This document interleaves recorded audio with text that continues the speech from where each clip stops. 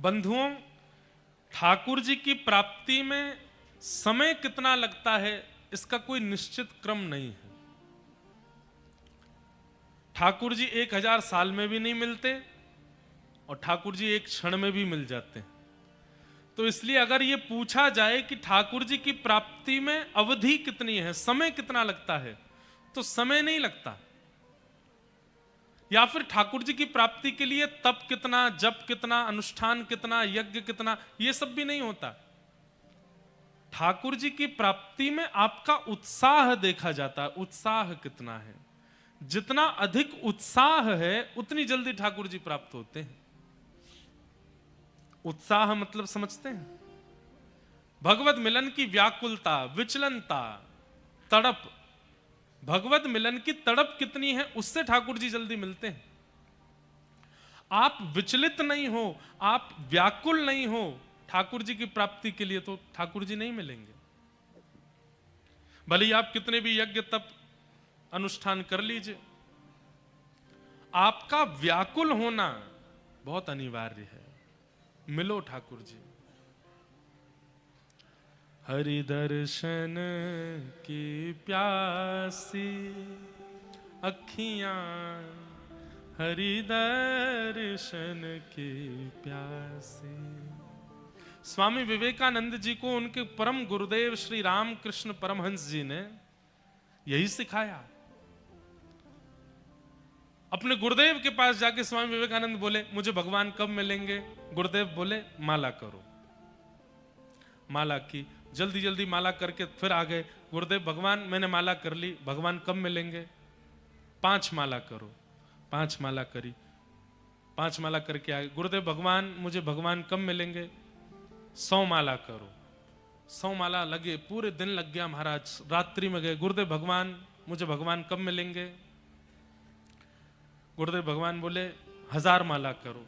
रात भर बैठे रहे, आधा दिन निकल गया, थके हारे आए चरणों में, गुरुदेव मैंने 1000 माला भी करनी, भगवान कब मिलेंगे?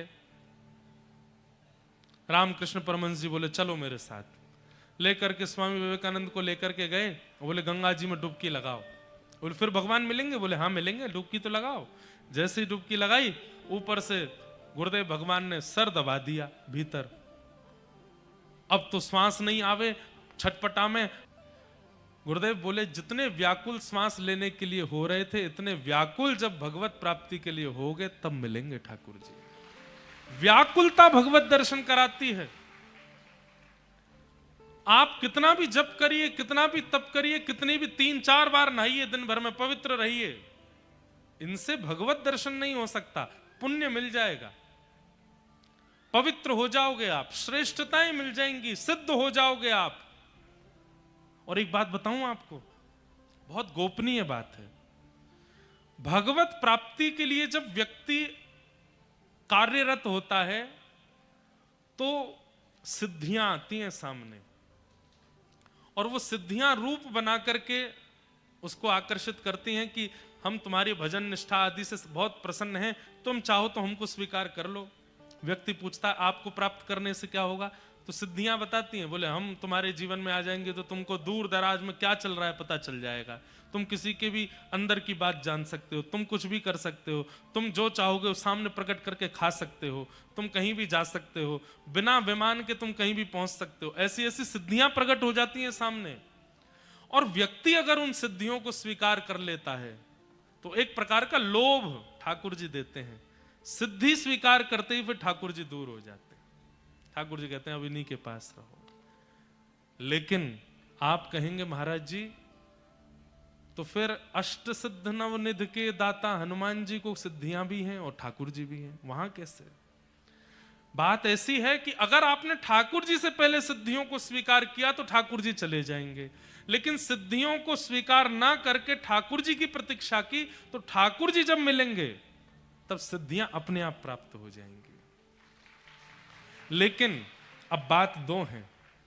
जो ठाकुर जी से पहले सिद्धियों को स्वीकार कर लेता है वो सिद्धियों से प्रसिद्धि की कामना करता है, पर ठाकुर जी प्राप्त हो जाने के बाद में सिद्धियों से प्रसिद्धि की कामना नहीं करता। आपको क्या लगता है हमारे ब्रज के कई बड़े बड़े संत जिनको आप जानते भी हैं, क्या उन पर सिद्धि नहीं है? बड़ी बड़ी सिद्धियां। पर वे उन सिद्धियों का प्रयोग प्रचार और प्रसिद्धि के लिए करते ही नहीं है। उनकी सिद्धि केवल और केवल इतनी है कि वो आपको देखते ही पहचान जाएंगे कि आपको क्या समाधान चाहिए, और उस समाधान को वो एक प्रवचन की भूमिका में आपको बता देंगे, आपको समाधान मिल जाएगा। अरे ये तो हमारे मन की बात, हमारा जो प्रश्न था, हमारा जो संशय था, वो बता दिया इन्होंने। वास्तविकता ये है कि वो सिद्धि जो है वो स्वयं को छुपा करके रखती है, क्योंकि कृष्ण भक्ति है चित्त में। इसलिए हमारी प्रार्थना, कभी अगर सिद्धियां सन्मुख प्रकट हो जाएं, अब वैसे तो बहुत लंबी यात्रा है सिद्धियों तक पहुंचने की भी, भगवत प्राप्ति में जब आप जाओगे तो बीच में बहुत लोभ आएंगे आपके जीवन में।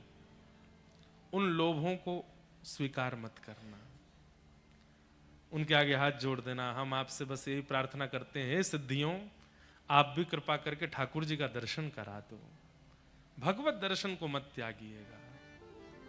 हरि दर्शन की प्यासी अखियां, हरि दर्शन की प्यासी, देखो चाहत कमल नयन को, देखो चाहत कमल नयन को, निस दिन रहत उदासी अखियां, हरि दर्शन की प्यासी। ये प्यास ही व्यक्ति को जल के समीप ले जाती है। ऐसे ही दर्शन की प्यास ही भगवत रूपी जल के समीप ले जाती है। आप लगे हैं नाम जप में, आप लगे हैं अनुष्ठान में, आप लगे हैं व्रत करने में, लेकिन प्यास नहीं है भगवत दर्शन की, तो नहीं मिलेंगे ठाकुर जी।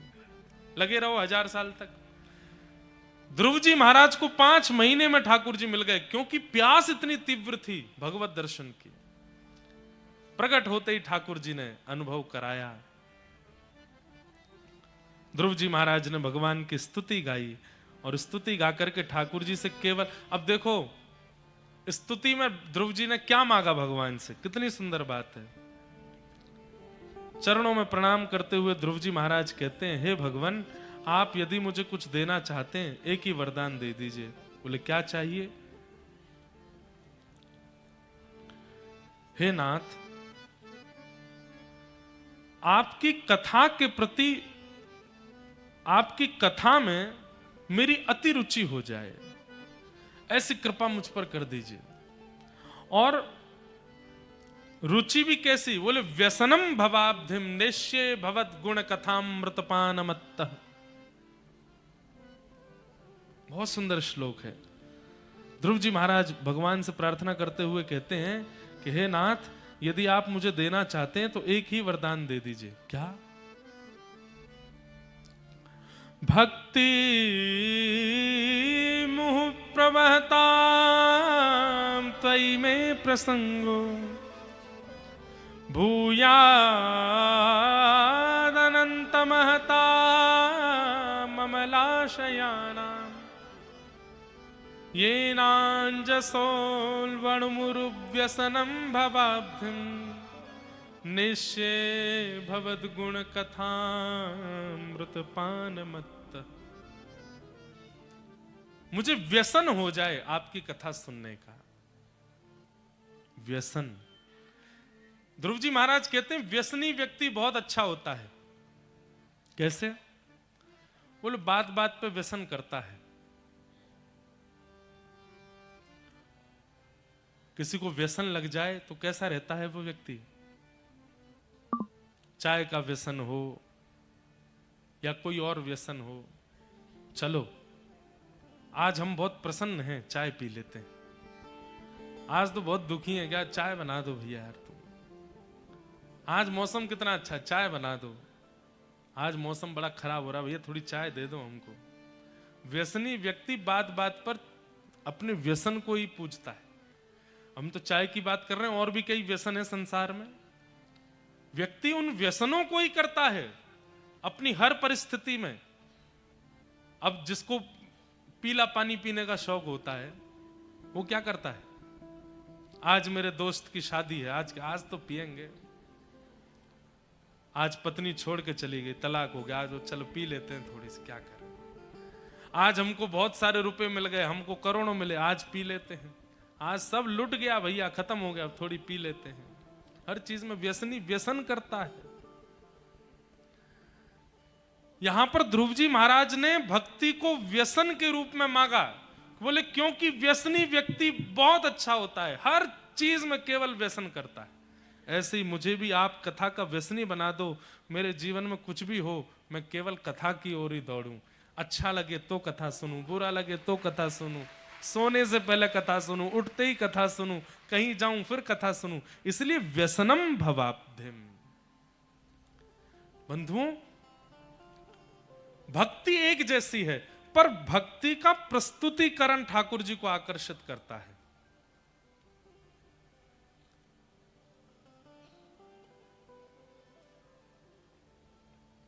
स्कूल में जब हम पढ़ते थे, आप लोग भी पढ़ते थे, तो समर वेकेशन में हॉलीडे होमवर्क्स मिलते थे। एक ही होमवर्क मिला है सब लोगों को, पर उस होमवर्क में भी, हॉलीडे होमवर्क में भी, उस प्रोजेक्ट में भी कुछ बच्चों को चुना जाता था जो श्रेष्ठ होते थे। क्यों? बड़ा नीट एंड क्लीन उन्होंने डायग्राम बनाया, बहुत बढ़िया से उसकी प्रेजेंटेशन की, बहुत अच्छे से उसको सजा धजा करके लेके आए। ऐसे बच्चे बना बना के लाते थे स्कूल में डायग्राम, वो थर्माकोल पे वॉल्केनो बना रहे हैं, कभी कुछ बना रहे हैं, कभी कुछ। तो कई बच्चे उसमें बहुत अच्छी प्रेजेंटेशन करके आते, तो फिर क्लास टीचर कहता भाई सबने बनाया बहुत अच्छा, पर इसका सबसे बढ़िया। और जिसका सबसे अच्छा होता था उसको फिर प्रदर्शनी में रखा जाता था, सबको देखें ये हमारे स्कूल के बच्चों ने बनाया। ऐसे ही अब मुझसे पीछे तक हजारों लोग हैं, सबको पता है भक्ति कैसे करनी है, राधा नाम कैसे लेना, कृष्ण नाम कैसे गाना, महामंत्र कैसे करना, हम सब करते भी हैं।